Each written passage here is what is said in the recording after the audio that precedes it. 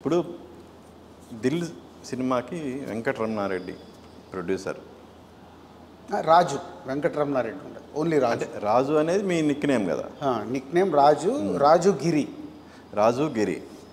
So Dil release అయిన తర్వాత అసలు రాజు అని కానీ వెంకటరమణారెడ్డి అనే మీ అసలు పేరు ఎవరికీ గుర్తులేదు, దిల్ రాజు.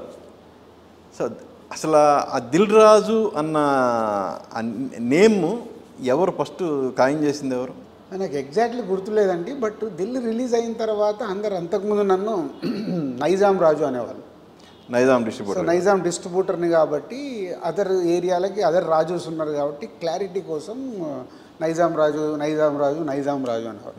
దిల్ రిలీజ్ అయిన తర్వాత మెల్లిగా 1 మంత్ అలా అలా వెళ్తున్న కొద్దీ సో నైజాం కాస్త పోయి దిల్ రాజు అయింది.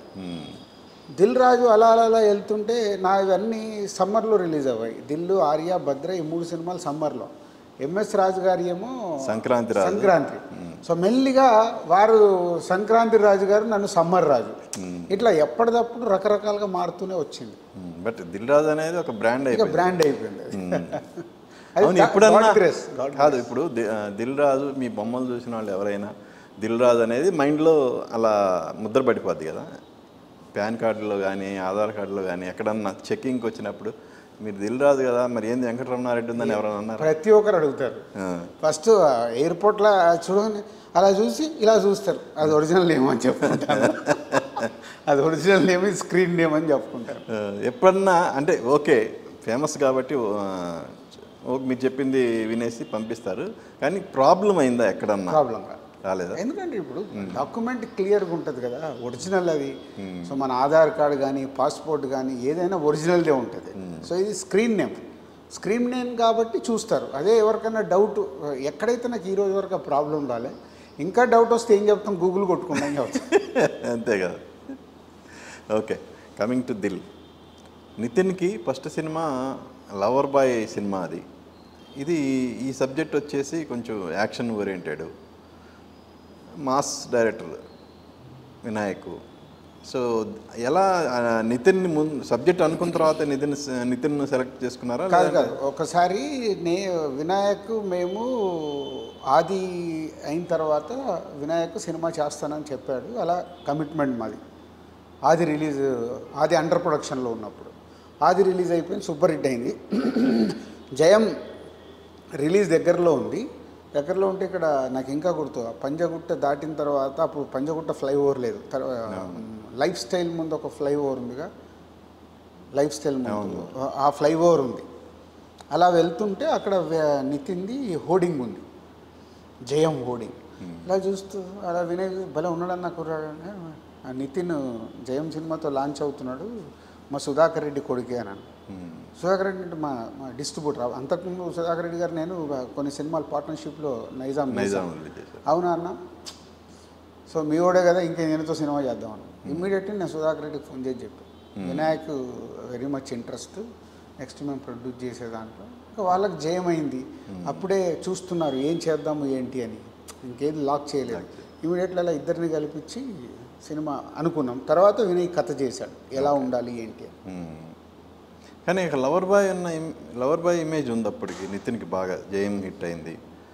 సో ఈ మాస్ ఎంటర్టైనర్ ఎలా యాప్ట్ అవుతుంది అనుకున్నారు? అంటే అది వినాయక్ చూసే విధానం, అందుకే కదా క్లైమాక్స్ అంతా మాస్గా కాకుండా దిల్ సినిమాను మొత్తం ఎంటర్టైన్ చేశాడు. లాస్ట్ 15 minutes థియేటర్ గొల్లుగా ఉండటానికి రీజన్ అది. అంటే మాస్ ఇమేజ్ కంటే ఆ కుర్రాన్ని పట్టుకొని ఎలా చెప్పాలి అనేది చెప్పాడు. సో అది director vision and for only Vinayak credits. So Vinayak Dil hattrick film, first 2 hits మీ బ్యానర్లో. ఫస్ట్ సినిమా హ్యాట్రిక్ అయింది, నితిన్కి సెకండ్ ఫిల్మ్ సెకండ్ హిట్, మీకు first film first hit. So ఆ సక్సెస్ ఈరోజు ఒక్కసారి గుర్తు చేసుకుంటే ఎలా అనిపిస్తుంది అండి? సూపర్. అంటే అదేనండి, ఇప్పుడు ఎప్పుడు ఎన్ని సినిమాలు వచ్చినా మనం ఇంట్లో పిల్లల్ని, ఇప్పుడు ఎందుకంటే నేను అది ఫీల్ అవుతున్నాను, పిల్లల్ని ఎలా ఉంటుంది, వాడు ఫస్ట్ లేచి అడిగేస్తాడు చూడు, అది మనకి ఎప్పుడు విజువల్. ఎప్పుడు పాకాడు, ఎప్పుడు మొదట అడిగేసాడు, ఎప్పుడు అమ్మ అన్నాడు, నాన్న అన్నాడు, ఇవన్నీ ఏమవుతాయంటే లైఫ్ లాంగ్ గుర్తుండిపోతాయి. సినిమా కూడా అంతే, మొదటి సినిమా సక్సెస్ అవుతే అది life long it's memorable film అంతే, ఫర్ ఎవర్. అందుకే దిల్ రాజు అయ్యాడు. ఇప్పుడు దిల్ రాజు నుంచి దిల్ రాజు ప్రొడక్షన్ స్టార్ట్ అయింది. సో ఒక్క విత్తనం ఆ రోజు వినాయక్ దిల్ అనే సినిమా వేసిన విత్తనం ఈరోజు మహావృక్షము. సో నెక్స్ట్ జనరేషన్ కూడా అదే బ్రాండ్ మీద ముందుకెళ్తున్నారు. సో ఈ సినిమా దిల్ విజయంలో మ్యూజిక్ కూడా వైటల్ రోల్ ప్లే చేసింది కదా. సో ఆ సినిమాలో పాటలు పట్నాయక్ మ్యూజిక్, ఒకసారి పాటల గురించి మీరు ఏమైనా చెప్తారా? అది అంటే అప్పుడు జయం తర్వాత వాళ్ళ నితిన్ అప్పుడు జయంతో పెద్ద హిట్ కొట్టాడు, నువ్వు నేనుతో పెద్ద హిట్లో ఉన్నాడు ఆర్పి పట్నాయక్. ఈ సినిమాకి అనుకున్నప్పుడు వినాయక్ ఫస్ట్ ఆప్షన్ ఆర్పి పట్నాయకే. పోతే ఇక్కడ కూడా ఒక గమ్మత్తు ఏంటంటే అప్పుడు నాకున్న ఎక్స్పీరియన్స్ యాజ్ ఎ డిస్ట్రిబ్యూటర్గా నేను జర్నీ చేస్తున్న విధానం వల్ల వినాయక్ నేను బాగా కనెక్ట్ అయ్యాను. అంటే తను ఠాగూర్ సినిమా వచ్చింది, ఠాగూర్ సినిమా చేస్తున్నాడు చిరంజీవి గారు.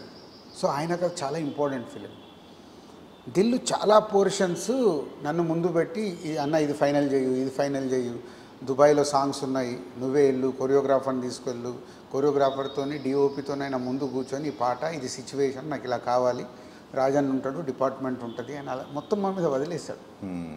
లిరిక్ కానీ రికార్డింగ్ అయిపోతే ఆ రోజు నాకు బాగా గుర్తు, నితిన్ బర్త్డే వైస్రాయ్లో పార్టీ పెట్టాము.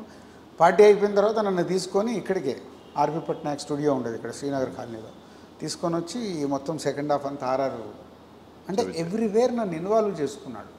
అది నాకు చాలా ఉపయోగపడింది యాజ్ అ ప్రొడ్యూసర్గా. ప్రతి మూమెంట్ నేర్చుకున్నాను. ఒక వాట్ ఈస్ బ్యాక్గ్రౌండ్, సాంగ్ ఏంటి, లిరిక్ ఏంటి, అంటే స్క్రిప్ట్ దగ్గర నుంచి నన్ను ఇన్వాల్వ్ చేసి నేను ఈరోజు ఇంతలా ఉండటానికి కారణం ఫస్ట్ వివి వినాయకే. అంటే ఒక స్క్రిప్ట్ అలవాటు చేసుకోవడం, దాని తర్వాత అప్పుడు వర్క్ చేసిన Vasu Varma, Sukumar, Vemareddy. So they also అంటే వాళ్ళకి ఆల్రెడీ డిపార్ట్మెంట్లో ఎక్స్పీరియన్స్ ఉంది, ఐఎమ్ న్యూ. బట్ నేను వాళ్ళతో చాలా క్లోజ్గా ఉంటాను అప్పుడైనా ఇప్పుడైనా. సో క్లోజ్గా ఉండడం వల్ల ప్రతి ఒక్కటి నాకు నేర్చుకోవడానికి ఉపయోగపడింది. అది నేర్చుకున్నదే యాజ్ ఇట్ ఈజ్ ఆర్యా కానీ భద్ర కానీ బుమ్మరెల్ టక ఇంకా అది నా స్ట్రెంత్ చేసుకున్నాను.